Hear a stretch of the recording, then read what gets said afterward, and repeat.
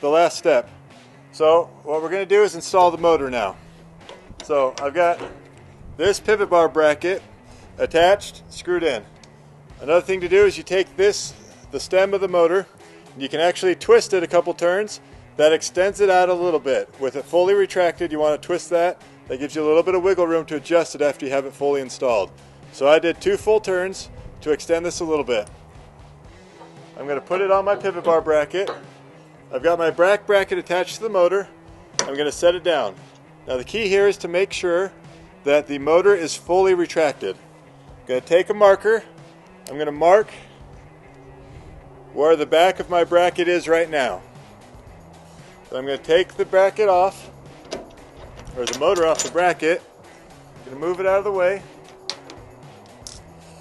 I'm going to screw this bracket down, but what I like to do is move it just about 1/16 of an inch back. What that'll do is that when the motor closes the louvers, it's going to pull it just a little bit extra to keep them nice and tight while it's shut. So now I've got the bracket attached. Now like I said, I moved it back just slightly, about 1/16 of an inch. So I actually have to open this motor just slightly to get it lined back up with my bracket. Just like that. Now I'm going to put the pin in. Put my cotter pin in to keep it in place. My motor's ready to go. So to open the louvers, simply push open, and it's good to go. Close the louvers, and our unit's good to go now.